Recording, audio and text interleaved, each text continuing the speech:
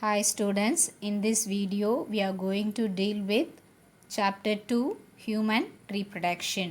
We all know human beings reproduce sexually. So there is sexual dimorphism, male female தனியா இருக்கிறாங்க. So the male they produce the male gametes, that is the sperms, and the female they produce the female gametes, that is the ova. The sperms and the ova they are produced by the reproductive system of our body. Every organ system in the human body they work continuously and coordinatively to maintain a homeostasis that will be very helpful for the survival of the individual. So ஒவ்வொரு human பீயிங்ஸ்லேயும் பார்த்தீங்கன்னா different organ systems இருக்குது. அந்த ஒவ்வொரு organ system என்ன பண்ணும், கோஆர்டினேட்டாக work பண்ணி கண்டினியூஸாகவும் work பண்ணி நம்மளுடைய பாடியில் ஒரு கெமிக்கல் ஈக்லிபிரியம், அதாவது ஹோமியோஸ்டாட்டஸை மெயின்டைன் பண்ணி அந்த ஆர்கானிசம் உயிரோடு இருக்கிறதுக்கு வந்து ஹெல்ப் பண்ணுது. An individual may live a healthy life without reproduction, but reproduction is very important for the existence of the species.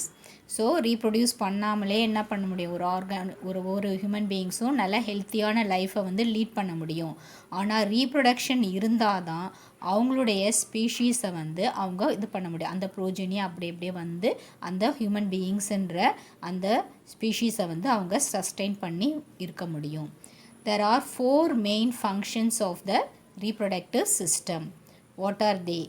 The first function is to produce the gametes, sperms and the ova.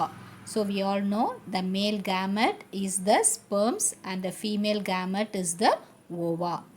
The next thing is to transport and sustain these gametes. So இந்த male gamete வந்து male produce பண்ணுறாங்க, female gamete ஓவாமை வந்து என்ன பண்ணுறாங்க, female வந்து produce பண்ணுறாங்க. இந்த மேல் கேமெட்டை வந்து ஃபீமேலுக்கு டிரான்ஸ்போர்ட் பண்ணணும். அதே மாதிரி இந்த கேமெட் வந்து பாதுகாத்து வச்சுருக்கணும். ஸோ இந்த ஒர்க்கே வந்து reproductive system is doing. Next is to nurture the developing offspring. So இப்போது மேல் கேமெட்டு ஃபீமேல் கேமெட்டு ஃப்யூஸ் ஆகி அந்த கேமெட்டை வந்து சஸ்டெயின் பண்ணி ஒரு ஜைகோட் ஃபார்ம் பண்ணியிருக்கு. நெக்ஸ்ட் என்ன ஆகும், அந்த ஜைகோட் வந்து ஒரு ஆஃப்ஸ்ப்ரிங்காக டெவலப் ஆகும். அதுக்கு வந்து நர்ச்சர் பண்ணுறதுக்கு, அதை பாதுகாத்து வளர்க்குறதுக்கும் இந்த reproductive system plays a major role. Next the reproductive system also produces hormones. So these hormones are produced by the pituitary gland and the gonads, female and the male gonads வந்து என்ன பண்ணுது, hormones produce பண்ணி நம்ம reproductive system ப்ராப்பராக function பண்ணுறதுக்கு help பண்ணுது. Now we are going to study about the major reproductive events that takes place in human beings. Gametogenesis, that is the first process. Formation of the gametes by spermatogenesis and the oogenesis. So spermatogenesis is the process by which the male produces the sperms. Oogenesis is the process by which the female produces the ovum. So பார்த்தீங்கன்னா first process என்னது, formation of the gametes, male and the female gametes. அந்த மேல் gamete sperm அதை produce பண்ணுற ப்ராசஸ்க்கு பேர் spermatogenesis. Female gamete ovum அதை produce பண்ணுற ப்ராசஸ்க்கு பேர் என்னது, oogenesis. After the formation of gametes, the next process is insemination. Inseminationன்றது என்னதுன்னா transfer of the sperms by the male into the female genital tract. என்ன ஆகுது, மேல் வந்து ஸ்பெர்ம்ஸ் ப்ரொடியூஸ் பண்ணுது. அந்த மேல் ப்ரொடியூஸ் பண்ணுற ஸ்பெர்மை வந்து ஃபீமேல் ஜெனிட்டல் ட்ராக்டுக்கு வந்து கொண்டு போய் சேர்க்கறது வந்து insemination. Next is fertilisation. Fertilization is the fusion of the male and the female gamete to form the zygote. So male வந்து ப்ரொடியூஸ் பண்ணுது ஸ்பெர்மட்டோஜெனிசிஸ் மூலமாக ஸ்பெர்ம். அது வந்து பார்த்திங்கன்னா ஒரு ஹாப்ளாய்டு ஸ்பெர்ம். அதே மாதிரி ஃபீமேல் வந்து என்ன பண்ணுது, ஊஜெனிசிஸ் மூலமாக ஓவம் ப்ரொடியூஸ் பண்ணுது. அது வந்து ஒரு ஹாப்ளாய்டு கேமெட். ஸோ இந்த 2 ஹாப்ளாய்டு கேமெட்டும் சேர்ந்து ஒரு டிப்ளாய்டு ஜைகோட் 2n ஜைகோட் வந்து ஃபார்ம் பண்ணும். இந்த ப்ராசஸ்க்கு பேர் தான் வந்து fertilisation. So after fertilisation the process which takes place is cleavage. இப்போ இந்த ஜைகோட் வந்து பார்த்திங்கன்னா யூனிசெல்லுலார் ஒரு சிங்கிள் செல்டு டிப்ளாய்டு ஜைகோட் வந்து ஃபார்ம் பண்ணியிருக்கு. இது வந்து எது மூலமாக ஃபார்ம் பண்ணியிருக்குன்னா இந்த மேல் கேமெட்டும் ஃபீமேல் கேமெட்டும் மியாட்டிக் டிவிஷன் மூலமாக ஃபார்ம் ஆகிருக்கும். அதனால தான் வந்து அது ஹாப்ளாய்டாக இருக்குது. இப்போ இந்த டிப்ளாய்டு ஜைகோட் வந்து என்ன பண்ணும், they will be undergoing the mitotic division. So ரேப்பிடான மைட்டாட்டிக் டிவிஷன் மூலமாக என்ன ஆகும், அப்போ இந்த டிப்ளாய்டு ஜைகோட் அப்படியே டிப்ளாய்டு செல்ஸ் தான் ப்ரொடியூஸ் பண்ணும். ஸோ டிப்ளாய்டு ஜைகோட் சிங்கிள் செல்டாக இருக்கிற டிப்ளாய்டு ஜைகோட் வந்து என்ன பண்ணும், மைட்டாட்டிக் டிவிஷன் மூலமாக மல்டி செல்லுலார் ஸ்ட்ரக்சர் ஃபார்ம் பண்ணும். அந்த மல்டி செல்லுலார் ஸ்ட்ரக்சருக்கு பேர் என்னதுன்னா blastocyst. So now the blastocyst is formed. So this blastocyst should be attached to the uterine wall. நம்ம ஃபீமேலோட யூட்ரஸோட வாலில் போய் வந்து அட்டாச் ஆகும். அந்த அட்டாச் ஆகிற ப்ராசஸ்க்கு பேர் என்னதுன்னா implantation. So implantation is the process by which the blastocyst goes and attached to the uterine wall in the female. After implantation, placentation occurs, which is the formation of the placenta. Placenta is the temporary endocrine organ formed during pregnancy which connects the mother uterine wall to the fetus through the umbilical cord and supplies the nutrients. So placentaன்றது என்னதுன்னா ஒரு டெம்பரரியாக form ஆகிற ஒரு endocrine organ. ஒருத்தவங்க ப்ரெக்னெண்ட்டாக இருக்கிறப்ப வந்து form ஆகும்.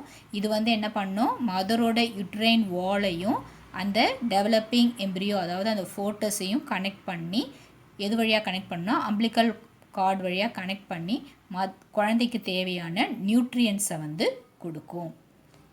After placentation there is gastrulation. Gastrulation is the process by which the blastocyst is changed into the gastrula.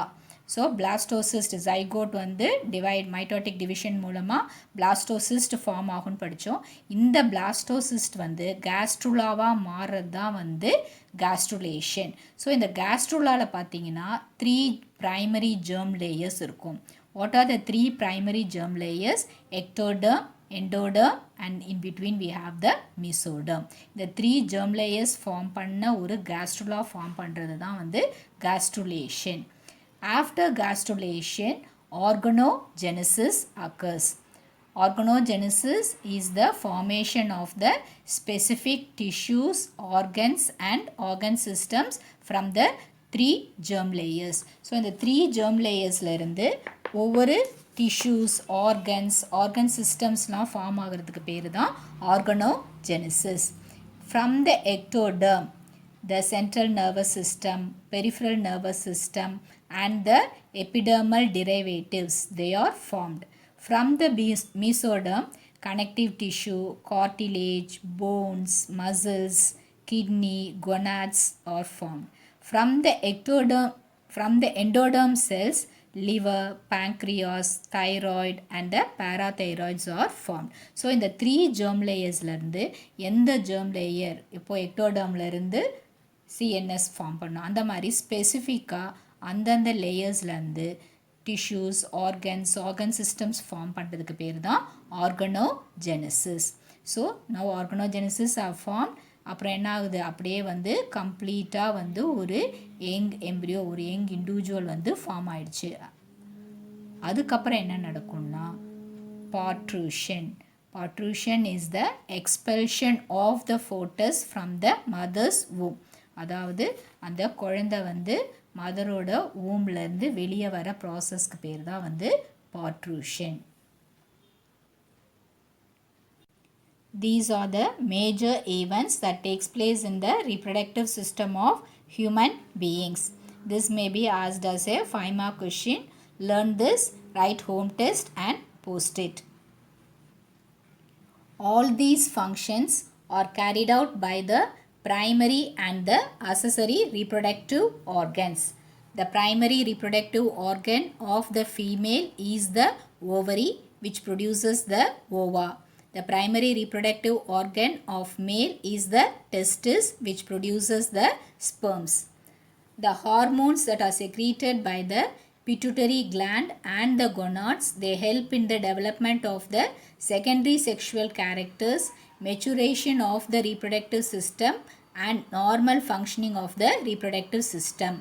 நம்மளுடைய பிட்யூட்டரி கிளாண்டும் கொனாட்ஸ் அது ப்ரொடியூஸ் பண்ணுற ஹார்மோன்ஸ் வந்து நம்மளுடைய செகண்டரி கேரக்டர்ஸ் டெவலப் பண்ணுறதுக்கும் நம்மளுடைய ரீப்ரொடக்டிவ் சிஸ்டம், அதாவது ஒரு பியூபர்ட்டி ஏஜ் அட்டன் பண்ணோடனே நம்மளுடைய ரீப்ரொடக்டிவ் சிஸ்டம் மெச்சூர் ஆகி கேமெட் ப்ரொடியூஸ் பண்ணுற அளவுக்கு வரத்துக்கும் வந்து இந்த ஹார்மோன்ஸ் ஹெல்ப் பண்ணும்.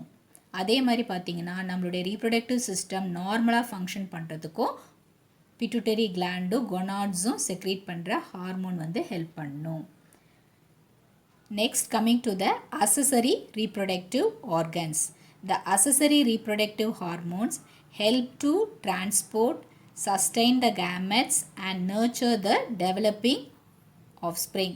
ஸோ இந்த அசசரி ரீப்ரொடக்டிவ் ஹார்மோன்ஸ் என்ன பண்ணணும்னா, இப்போது கேமெட்ஸ் வந்து ப்ரொடியூஸ் பண்ணியிருக்கு ப்ரைமரி ரீப்ரொடக்டிவ் ஆர்கன்ஸ். இதை வந்து என்ன பண்ணணும், டிரான்ஸ்போர்ட் பண்ணணும். மேல் கேமெட்டை ஃபீமேல் ரீப்ரொடக்டிவ் ட்ராக்டுக்கு கொண்டு போகணும். அதுக்கும் இந்த கேமெட்டை வந்து அழியாமல் அப்படியே சஸ்டெயின் பண்ணி ஜைகோட் ஃபார்ம் பண்ணுறதுக்கு ஹெல்ப் பண்ணணும்.